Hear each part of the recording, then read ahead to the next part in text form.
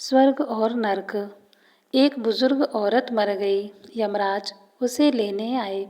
औरत ने यमराज से पूछा, आप मुझे स्वर्ग ले जाएंगे या नर्क? यमराज बोले, दोनों में से कहीं नहीं। तुमने इस जन्म में बहुत ही अच्छे कर्म किए हैं, इसलिए मैं तुम्हें सीधे प्रभु के धाम ले जा रहा हूँ। बुजुर्ग औरत खुश हो गई और बोली, धन्यवाद, पर मेरी आपसे एक विनती है। मैंने यहाँ धरती पर सबसे स्वर्ग और नर्क के बारे में बहुत सुना है। मैं एक बार इन दोनों जगह को देखना चाहती हूँ। यमराज बोले, तुम्हारे कर्म अच्छे हैं, इसलिए मैं तुम्हारी यह इच्छा पूरी करता हूँ। चलो, हम स्वर्ग और नरक के रास्ते से होते हुए प्रभु के धाम चलेंगे। अब दोनों चल पड़े। सबसे पहले नरक आया। नरक में बुजुर्ग औरत ने जोर जोर से लोगों के रोने की आवाज़ सुनी। वहाँ नरक में सभी लोग दुबले पतले और बीमार दिखाई दे रहे थे और बहुत कमज़ोर भी थे। औरत ने एक आदमी से पूछा, यहाँ आप सब लोगों की ऐसी हालत क्यों है? आदमी बोला, तो और कैसी हालत होगी?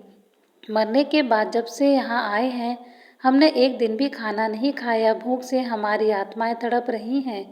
बुजुर्ग औरत की नज़र एक विशाल पतीले पर पड़ी, जो कि लोगों के कद से करीब 300 फीट ऊंचा होगा। उस पतीले के ऊपर एक विशाल चम्मच लटका हुआ था। उस पतीले में से बहुत ही अच्छी खुशबू आ रही थी। बुजुर्ग औरत ने उस आदमी से पूछा, इस पतीले में क्या है? आदमी मायूस होकर बोला, यह पतीला बहुत ही स्वादिष्ट खीर से हर समय भरा रहता है। बुजुर्ग औरत ने हैरानी से पूछा, इसमें खीर है तो आप लोग पेट भर के खीर खाते क्यों नहीं? भूख से क्यों तड़प रहे हो? आदमी रो रख कर बोलने लगा, कैसे खाएं? यह पतीला 300 फीट ऊंचा है। हम में से कोई भी उस पतीले तक नहीं पहुंच पाता। बुजुर्ग औरत को उन पर तरस आ गया। सोचने लगी, बेचारे खीर का पतीला होते हुए भी भूख से बेहाल हैं। शायद ईश्वर ने इन्हें यही दंड दिया होगा। अब यमराज बुजुर्ग औरत से बोले, चलो, हमें देर हो रही है। दोनों चल पड़े। कुछ दूर चलने पर स्वर्ग आ गया। वहाँ पर बुजुर्ग औरत को सबकी हंसने खिलखिलाने की आवाज़ सुनाई दी। सब लोग बहुत खुश दिखाई दे रहे थे। उनको खुश देखकर बुजुर्ग औरत भी बहुत खुश हो गई। पर वहाँ स्वर्ग में भी बुजुर्ग औरत की नज़र वैसे ही 300 फीट ऊंचे पतीले पर पड़ी जैसा नर्क में था। उसके ऊपर भी वैसे ही चम्मच लटका हुआ था। बुजुर्ग औरत ने वहाँ लोगों से पूछा, इस पतीले में क्या है? स्वर्ग के लोग बोले, इसमें बहुत ही स्वादिष्ट खीर है। बुजुर्ग औरत हैरान हो गई। उनसे बोली, पर यह पतीला 300 फीट ऊंचा है। आप लोग तो इस तक पहुंच ही नहीं पाते होंगे, तो आप लोगों को खाना मिलता ही नहीं होगा। आप लोग भूख से बेहाल होंगे, पर मुझे तो आप सभी इतने खुश लग रहे हो। ऐसे कैसे? लोग बोले, हम तो सभी लोग इस पतीले से भर पेट खीर खाते हैं। औरत बोली, पर कैसे? पतीला तो बहुत ऊंचा है।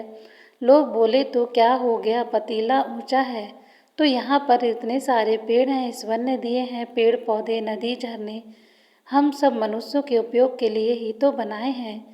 हमने इन पेड़ों की लकड़ी ली और उसको काटा, फिर लकड़ियों के टुकड़ों को जोड़कर विशाल सीढ़ी का निर्माण किया। उसे लकड़ी की सीढ़ी के सहारे हम पतीले तक पहुंच पाते हैं और सब मिलकर खीर का आनंद लेते हैं। बुजुर्ग औरत यमराज की तरफ देखने लगी। यमराज मुस्कुराए और बोले, ईश्वर ने स्वर्ग और नरक मनुष्य के हाथों में ही सौंप रखा है। चाहे तो अपने लिए नर्क बना ले, चाहे तो अपने लिए स्वर्ग। ईश्वर ने सबको एक समान हालातों में डाला है।